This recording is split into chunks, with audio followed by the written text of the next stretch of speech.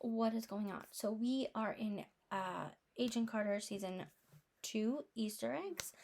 This is the continuation of the show. There was only 2 seasons, which really sucks because the ending to this show really made me want more. I've actually rewatched this show several times. I really want some more Agent Carter. Like, I feel like we don't get enough of her. Um she's just strong, independent, and Haley Atwell did an amazing job. Again, we still have the connection with Howard Stark, Mr. Jarvis, and it'll make way more sense like as things go. Um anyway, let's roll right into it.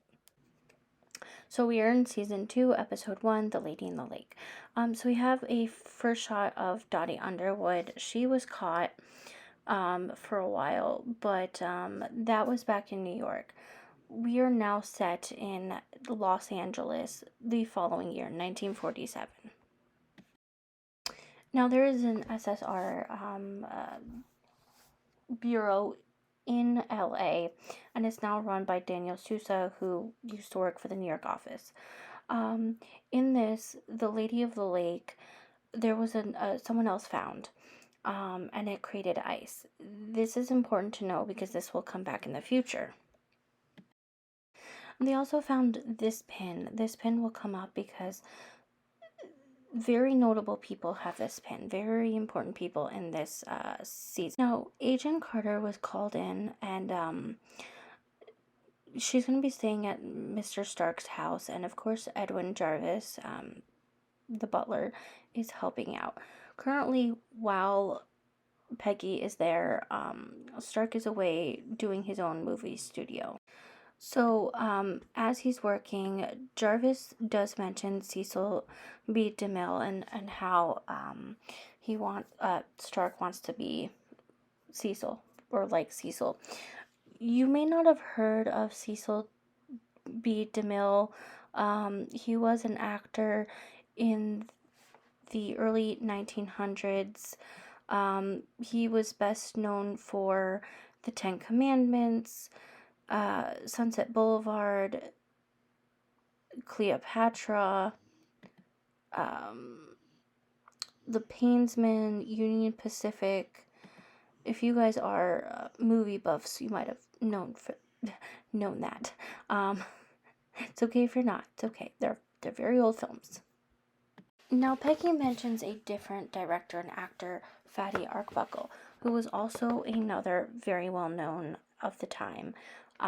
He was known for The Butcher Boy, Coney Island, The Rough House, The Garage, His Wedding Night, Backstage, Hayseed, among others. Again, if you don't know these films, that's totally understandable. They are very old, early 19th century films.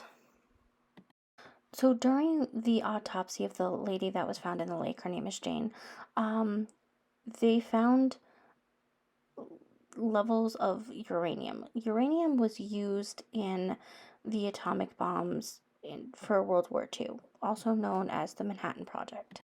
So they, after World War II, they try to keep it on the, so very few people have uranium, and they still do this. But what this coroner is saying is that there was one other place, and it was closer in Pasadena. Now, this location is going to come into play the entire rest of the season. Take note of this. Now, Jarvis is referencing the flamingo, which you'll see in a few minutes. His name is actually Bernard. But I want to read you guys this little bit because this is funny. So when I first saw this, I was like, oh, is it like the Devil Wears Prada kind of thing? Is it something else? Well, here's what this was referencing. In ancient culture, flamingos represent a calming confidence.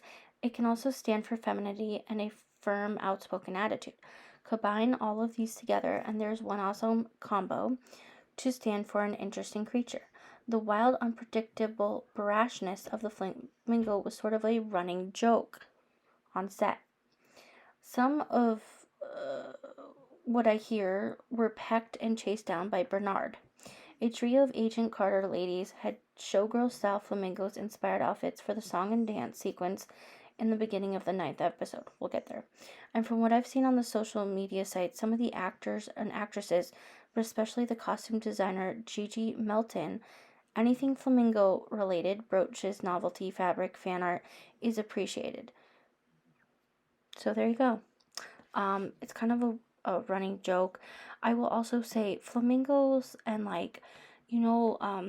the garden statues and things were very big on the time, especially like in warmer places like California and Florida. But of course Stark wanted a real one. Now, during their investigation, they learned that Calvin Cal and Whitney Frost were the owners of this lab, and they were trying to get close to ask some questions. So Jarvis went over and kind of wooed Whitney Frost a little bit because she was an actress in the show, and tried to make it like the British are coming, the Revolutionary War, but making a heroine, which I thought was funny. Then we learn that one of the agents was either exposed to or was part of the cover up for the Lady in the Lake. And it ended up being the main agent on the case. At the end of episode 1, we get a glimpse of Zero Matter with Dr. Wilkes. Episode 2, A View in the Dark. So we start off with Dr. Wilkes stealing this clip, which is of a test in the Mojave Desert, right? And this is going to be important because this shows how the Zero Matter was even collected. So here we have a reference to Ella Fitzgerald, who is a very famous singer. We have Whitney Frost talking about what Zero Matter energy is capable of and how wealthy they can do, especially because during the early 19th century, steam engines were up and coming, the industrial industry, and a lot of people did well because of that technology. Well, I should say a lot of white people got rich off of it. And they knew that in the future it would be obsolete, and if they replaced it with the Zero Matter energy, if they could figure it out, that they could be more powerful and wealthy. So this is the observatory. It's Griffin Observatory in LA, very well known. And this is where Dr. Wilkes is showing Agent Carter, and he does make a reference to the 2 atomic bombs, whose nicknames were Fat Man and Little Boy. So this was during a test, and this is when they discovered a rift, and the mushroom cloud didn't go up and out, it went just out, creating a problem. And the scientist who was within the range was Jane. Jane was the one that was affected. And so Dr. Wilkes was told to build something to collect it and contain it. Now at this time, they didn't really know what it was. So Dr. Wilkes is saying that it could be extra-dimensional, extraterrestrial. These 2 things will come into play in the future of MCU with multiverse and aliens and all sorts of things. And here we have Agent Carter discovering the lapel pin, which she makes a note of. We also see Whitney Frost having been affected by the blast of the Zero Matter, as well as Dr. Wilkes. Dr. Wilkes disappears at the end of this episode. And during that, Whitney Frost was also hit and she absorbed it. So you can see the rift in her skin. Episode 3, Better Angles. So in this episode, they're talking about the lapel pin. It's the same one that Dottie Underwood had. And here we have the meeting at Stark's movie set, and they're talking about comic books and how the world wasn't ready at the time to have superheroes. Mind you, he's making a movie based off a comic book. This is a joke to Stan Lee and the whole MCU. So, they show the lapel pin to Howard, and he realizes it's for the Arena Club. Now, Howard has been invited many times to the Arena Club, but has always turned them down. Here we have Howard Stark doing conspiracy theories that are very relevant today. Thinking people are, or claiming people are reptilian and rodents. As we know, that's not true, but in the MCU, there are aliens, so maybe they're onto something. We also have a reference to Eleanor Roosevelt. She was very good for the women's movement during the time. So it's no surprise that she's mentioned. But of course, she wouldn't be happy because Stark allowed charlatans into the Arena Club. And this was the headline in the newspaper. We also discovered Dr. Wilkes was still living, but in some different, like, ghost realm that he can interact with. And they're trying to get him back, so that makes sense. We also have Stark asking about a certain trees happen to be Velveeta, as Jarvis mentioned. We have an Easter egg to Cary Grant. If you guys remember the movie Singing in the Rain, Cary Grant was the main actor in that. And then we have a